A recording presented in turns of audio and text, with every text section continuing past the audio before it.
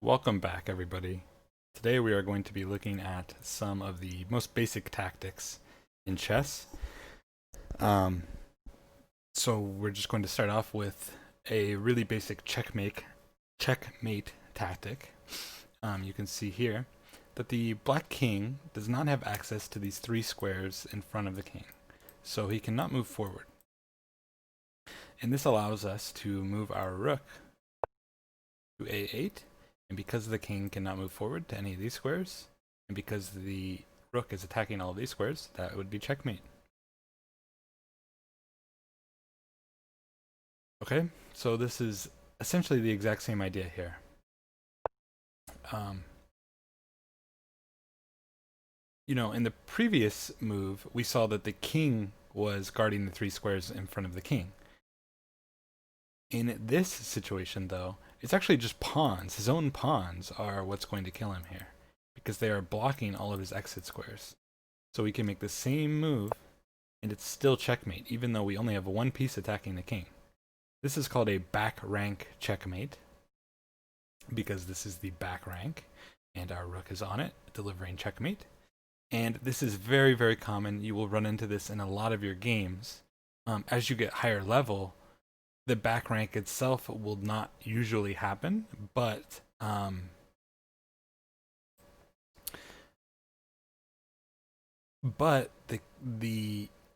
idea still exists. So in a position like this, black would need to move his pawn up or something like that.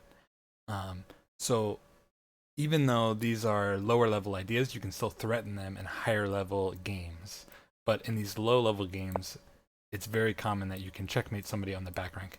And you could be down, black could have a queen, two rooks, and a bishop, and sometimes they still cannot stop this back rank. So it's a very, very strong idea. And the other thing I would like you to note here is, let's say white doesn't move to the checkmate square. Black delivers the check, but we have this key square to escape to. So lots of times in chess, we try to make this move or this move just to give your king somewhere to run to. Usually, you do not want to make this move. It's a little bit more of an advanced idea, but basically, if you make this move, then the knight or a bishop could sit right here, and you can't attack it with this pawn because the pawn is now here. And the pawn can't move backwards. It's stuck in a forward position. Whereas you see here, you can't put a bishop or a knight here because I could take it. You can't put a bishop or a knight here because I could take it. So this is a safer setup in general. There are situations where you'd push this pawn, but... Okay, so this is another back row mate, right? Even though black has made this square, the key difference here is that our bishop is eyeing this h7 square. So when we play check, the king can't actually get to that square. It is blocked by our bishop. So it's important sometimes, I told you in the last section that you should push this pawn to make a square for your king, but if the bishop is already on that diagonal, then you're not really making a square for your king. So in this particular position, it would have made more sense to play a move like this. Let's say on the previous move, black made this move. He could have instead played this move, blocking the eye of the bishop, and then when we play check, he can move to this square because it's now open. And because white doesn't have a dark squared bishop or a knight, there's no real risk of them planting those pieces on this position. But yeah, this is another very common tactic that you will find in your games where somebody will think that they have an escape square, but they don't really have an escape square. And you can deliver the back row mate. Now this one's maybe a little bit tricky. This is also a back row mate because look, the knight is covering the two squares that the king would use to escape. It might not look like white is in a lot of danger here, but it's actually, it's not actually checkmate because the bishop can block here, and we can't actually take. But if you imagine that the bishop was gone, here, let's make an even stupider move for white. Well, okay, not a stupider move. Well, it is a stupid move, but all right. So now this would be checkmate. Well, he can still block. Okay, but now it's checkmate because these squares are covered, and we've forced him into this back rank position again.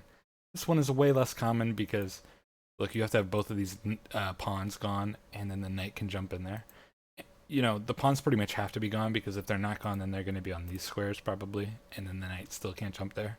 But it does happen occasionally, and you can even see sometimes if the knight was here, he would still hit these two squares, and then you could move a rook over to here, and you would get that same sort of back rank checkmate. Although in this case, it's like a back file checkmate. Okay, so let's move on to mates with the queen. So when you are using the queen, what you want to do to deliver checkmate, and this is probably the easiest way, unless you're getting a back rank mate with the rooks, it's pretty difficult to get a mate with anything but the queen. So that's why we generally want to leave the queen on the board if we're trying to play an attacking game, because the queen is very dangerous. So here we see we move the queen to the square next to the king. It controls all of these squares, right? The queen can go in any direction, so it controls every single square around the king. And then as long as we are protecting the queen, it is checkmate. If you imagine if our knight was, say, here, black could just take the queen. But in this particular situation, white is protecting the queen, and that is the key to making this checkmate. And this has been coined the Lobster pincer in recent days. All right, so let's look at some more Lobster pincers here. So like I mentioned before, some people might be tempted to make this move, but it's of course a blunder because while we deprived the king of all the squares, we didn't deprive the king of the most important square, which is the one that the queen is standing on, so he can simply take. Okay. So, our queen is covering these squares, so we know that on the next move, the black king must move this way.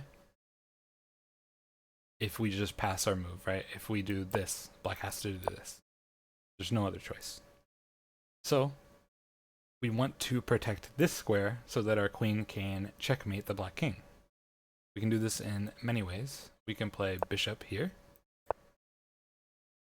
So here you can see the bishop from long range protects the square of the queen for checkmate. We can play pawn here. This is much shorter range idea, but it does occur sometimes. As you can see, the pawn protects for checkmate. This will occur sometimes. Usually it's because you pushed a pawn. Here, let's go back. Usually it's because you pushed a pawn like this. Okay, and then you imagine that black has pawns here and then the king here. Then if you had the queen on this diagonal, you can deliver a checkmate on this square. That is when this will commonly happen. But yes, even a pawn can support an attack, and pawns can actually be quite strong in an attack. And then here is one more checkmate, the queen and the knight. Now this is probably the most strong combination in terms of checkmates, and it has to do with the fact that the knight, you know, when you line up a bishop and a queen, sometimes it's hard to apply more pressure, but with a knight, you can make a funky move to hit different squares than the queen is already hitting. Anyway, that's not a great explanation, but usually this queen and knight combination is quite strong in the game of chess. All right. So how to set up a lobster pincer. So this is how this might look in a real game. Well, okay. This is a very uncommon real game, right? Because this this rook is stuck in the corner. But we just did this to show some batteries. Lots of times your batteries won't result in an immediate checkmate, but in this case they do, just to be nice. So we can see this is a checkmate, right? Because we've protected the queen. And even though the rook is here, the rook is actually not providing any help to our king at all. He's actually just taking away a square from the king, which we'll see in a second. So once again, we are protecting the queen, and the queen is hitting the squares that the king could possibly run to. So that would be a checkmate. This would also be a checkmate. This is actually called a dovetail checkmate, I believe. Specifically with these squares open. Okay? and then the pawns or a piece on these squares, if you can get your queen to this square, this corner square, then that's always checkmate, and that's called a dovetail pattern. I believe that's what it's called anyway. It's not that important, but just be aware that this is checkmate, right? Because we're denying the king of this square, we're denying the king of that square. Sorry. That wasn't very good. And then, of course, we're protecting our queen. Okay, and then there is another checkmate, of course. So this battery. By the way, I don't know if I explained what a battery is. A battery is just when we put our queen in front of a lesser piece. Well, I mean, I guess if you put two queens together, that would also be a battery. But anyway, this is a battery because we've aligned up our two pieces. So the reason that this is so strong is because the bishop is already protecting the queen on this diagonal, and the rook is already protecting the queen on this file.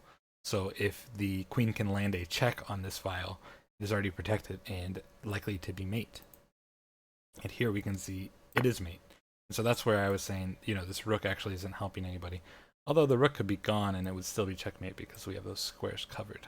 But you can see we are protecting the queen. The queen is eating up all of these squares, and the king has nowhere to go.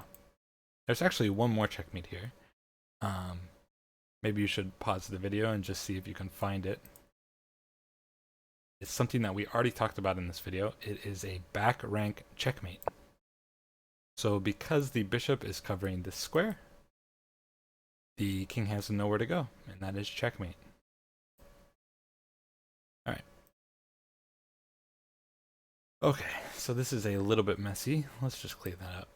So we're going to be talking about pins. Now, we've talked about pins maybe a little bit before, I think, although I didn't really give you the context of what a pin really is. So a pin is when we are, there's a piece in front of another piece, and moving the first piece would cause us to have an attack on the second piece. And the most fundamental form of a pin is this pin. Okay, we are pinning this pawn right here to the king. So this pawn cannot take this way. He could not take that piece. In fact, I will show you. Because, you see, it's not allowing me. It's not a legal move. This would be a legal move, but this is not.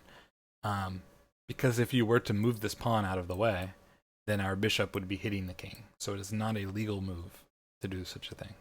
So that is the most fundamental pin, because this piece very much cannot move at all, even if it wanted to move. And here's another of such pins. Now, there's also a different type of pin, of course. This is a more temporary pin, okay? So this rook is pinning the pawn to the knight. Okay? However, in this case, or sorry, I apologize. This rook is pinning the pawn to the rook, rather, not to the knight. So the pawn is in some ways not really protecting the knight. However, in this particular case, the rook is defended by this other rook. So should we take the knight? Yes, we have this pin, but it's not a real pin like a king pin where the piece can literally not move. This piece can still move, so this piece can take here. And then the whole idea was, okay, we get to capture the piece behind that piece. But the problem is that black can recapture our piece. And so they simply won a... What did they win? They won a rook for a knight. Exchange is what we call it. Okay. So let's just look at another pin. This is a very common pin. So this is our rook is pinning a piece to the queen. Okay, this is very common. And now the way we're going to exploit this pin... Well, okay, first of all, let's... we kind of need to just throw away a move. Okay. So the way that we exploit this pin is that we have moved our pawn to also attack the knight. So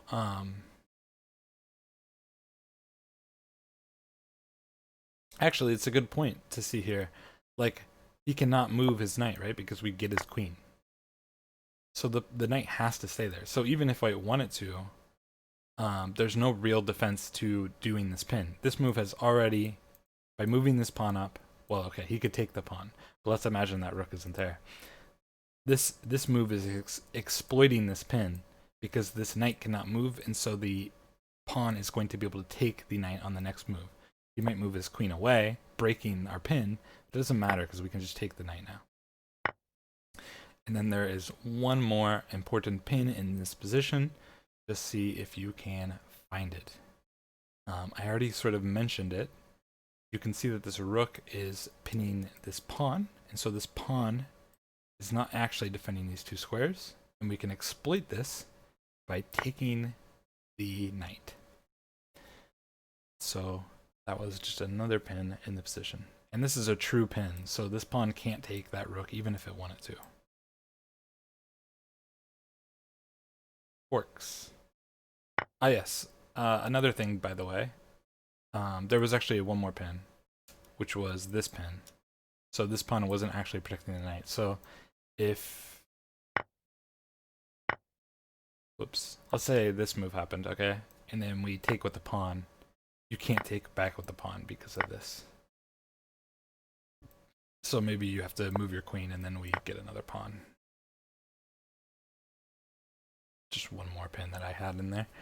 All right, so now we're going to talk about forks. A fork is when we move a piece to attack two or more pieces, and basically the defender has to give up one of the pieces because they cannot defend both or, you know, all three things or all four things at once.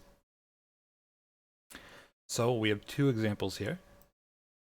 This is, well, sometimes called a family fork because we're forking more than two pieces, and they're very important pieces, notably the queen. So they would call this a family fork a lot of the time. But the king has to move in this situation. So this is like the most basic fork where the knight is forking. This fork is very common. The knight is forking the king and the rook, and the king must move, and therefore we can take the rook. Of course, in this case, we can take the queen, so we will. Let's just actually move, I don't know, this way. All right, so we take the king. And now, well, whatever, doesn't matter. I just say we take the king. We take the queen. I'm sorry. Okay, so now he moves his king out. Now here's another fork. This one's also very, very common. Although usually it's pretty uncommon to have two knights like this. Usually one of them will be a bishop. But we can move our pawn, and the pawn is now attacking both of the knights. We are forking the knights. You must choose to lose one of the knights. There you go. Okay. Now we're on to a double attack. Now this is a double attack. A double attack is very, very similar to a fork, except a lot of the times with a double attack, you are not actually attacking a piece, but you are just making a threat. So, White moves his queen to d4. He is threatening to take this knight on b4. Black maybe defends this knight with something like queen e7. The problem is that Black was oblivious to either of these checkmates. This is checkmate. Alternatively, Black could defend the checkmate with, say, I don't know, something like this. Okay, so that defended checkmate for a move, but now we get the knight. Of course, in this position, there was actually a nice move by Black where we defend checkmate.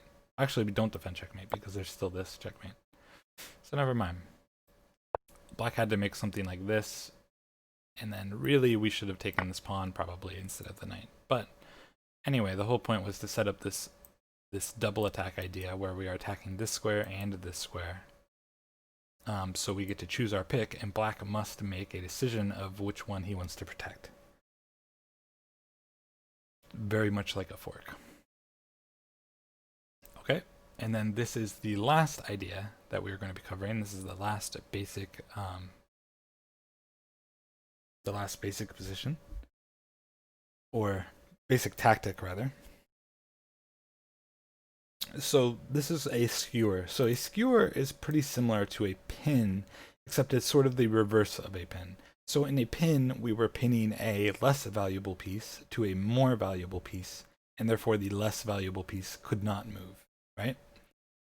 In this situation, we are pinning a more valuable piece to we are skewering a more valuable piece and a less valuable piece, or even a more valuable piece or like even two pieces of the same value can be skewered. But so this move, attacking both of the pieces, white can of course take, but he loses his queen, so he doesn't take. He's going to move his queen somewhere, and now we get his rook. Okay, that was a stupid square to move to. But you see the point. He moves his queen, and then we take his rook. The other skewer in the position is very similar. He can move his rook to d1. You might think that he could take this rook, but there's actually this bishop, so he cannot take that rook. So let's say he moves his queen wherever. Doesn't really matter. Let's say he lines up an attack. I don't know. Now we get to take the rook. So we had two skewers. This one and this one. Okay, so hopefully you can use these tactics in your games. And lots of times, as you get higher in the rankings, your opponent is not going to let you do something like this, okay? However, if you line up a move like this, so let's say the queen was on this square. Well, by moving the queen back to c1, we have created this threat. And so black doesn't have to let us do the skewer, but we've forced black to move his queen now. Or, play rook over or something, some way to stop this skewer from happening. So in the higher levels, these tactics are still very, very important. It's just that you won't actually get the tactic off. You're going to instead use the tactic to improve your position in some way. So I hope that you learned something from this video. If not, we will have videos with higher level content coming in the future. I know I am saying a lot. I tried to improve halfway through this video. Hopefully I will be better the next time, and it will be less annoying. It's annoying to me. So yeah, if you would like to see more videos, please subscribe, and we will get to higher level content very shortly. I'm going to try to make a video every single day, and maybe also put out some videos of my gameplay where I explain my games, which are around, again, like 1950 on Lichess is what I'm playing at right now. So yeah, I hope to see you again. Thanks for watching.